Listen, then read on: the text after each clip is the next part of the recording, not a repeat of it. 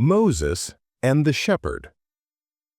Once, in the wide silence of the desert, Moses walked beneath the burning sky. The wind carried only the cry of distant birds until suddenly, like a reed flute breaking the stillness, he heard a voice. It was no ordinary voice. It trembled, it pleaded, it sang with a raw sweetness that pierced the air. Curious, Moses followed the sound, stepping over stones and sand until he came upon a shepherd, sitting alone on the earth, his hands lifted toward the sky. The man's face glowed with longing. His words spilled out like milk from a vessel, unmeasured and unashamed. "O Lord of mine," he whispered and cried, "if only I knew where you dwell, I would hasten to serve you. I would sweep the dust from your floor, comb your hair, mend the tears in your sandals. I would wash your clothes in the river, bring you bowls of milk and butter, lay before you fresh bread with honey. My beloved, if I could only see you, I would lay down my life at your feet. Every goat, every sheep of mine I would sacrifice for you. If you were ever ill, I would nurse you. If you were weary, I would guard your rest. O friend of my soul, show me where you are, that I may run to you and never leave your side." The shepherd's voice quivered with passion. His eyes brimmed with tears. His words were clumsy as a child's, yet each syllable was heavy with love. But Moses, God's prophet, bearer of the law, was struck with fury. He stepped forward, his face stern, and cried, "Stop! Silence, fool! What madness is this? What sacrilege leaves your lips? These words are filth, unworthy of God. You speak blasphemy.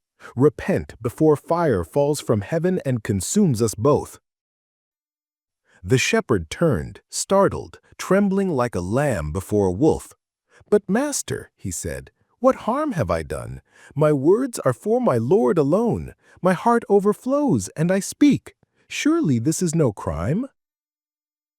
The shepherd's voice quivered with passion. His eyes brimmed with tears. His words were clumsy as a child's, yet each syllable was heavy with love. "Blind one," thundered Moses, "do you not know? God has no body, no hands, no feet. He is above need, beyond hunger, untouched by weariness. He has no house to sweep, no sandals to stitch, no illness to heal. He is the eternal, infinite, formless. To speak of him as you do is to turn him into clay, to worship a shadow. God is majesty, pure and unseeable, beyond all likeness." The shepherd's face paled. His lips faltered. He clutched his chest. "If he is without form, without need, then how am I to love him? I know only the ways of a servant, of a son.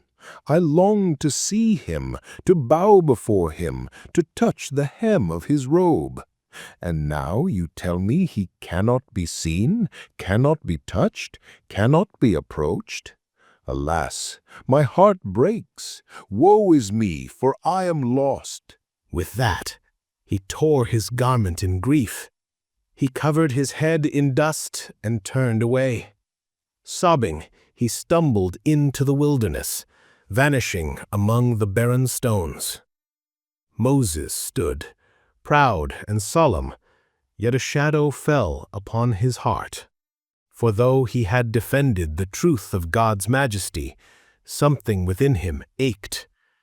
As he walked on, pondering, suddenly the heavens opened.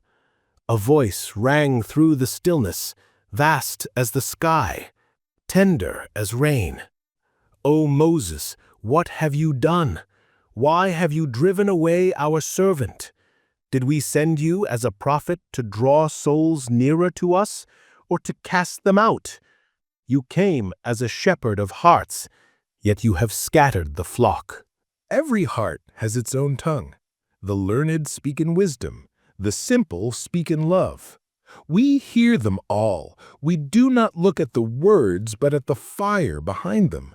To us, the stammering of the shepherd is as precious as the polished praise of the scholar. We do not measure grammar, we measure the heart. The shepherd's words were clumsy, yes, but his love was true. You, Moses, spoke of our majesty, but you forgot our mercy. Go, seek him out. Tell him his prayer was accepted, his love beloved. Tell him there is no barrier between lover and beloved. Let him cry, let him sing, let him pour his heart as he will. We are not offended by love. The voice ceased, and Moses trembled.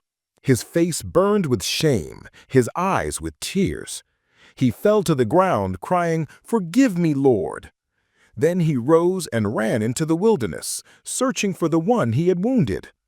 At last, by a stream beneath the open sky, he found the shepherd, sitting with his face in his hands, eyes red with weeping.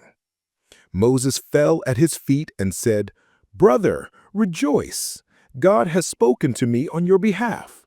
He has declared your words sweet to him, your love precious. He scolded me for silencing you. Speak as you will, sing what your heart knows. No law binds the lover's tongue. The beloved accepts all that is given in love." The shepherd lifted his head, wonder in his eyes. Then a faint smile touched his lips, though sorrow still lingered. The shepherd spoke softly, his voice calm. "O Moses, your words comfort me, yet I am no longer who I was. My grief has burned away my ignorance. In my despair, I learned a deeper truth, that God is beyond all words. He knows my heart more perfectly than I know it myself. What need have I of speech? Love itself is enough." And so he fell silent, his face serene, his heart at peace. Moses bowed his head, humbled before the wisdom of the simple shepherd. In that moment he understood, the paths of devotion are many, but the destination is one. Whether clothed in wisdom or in folly, all true love leads to the beloved.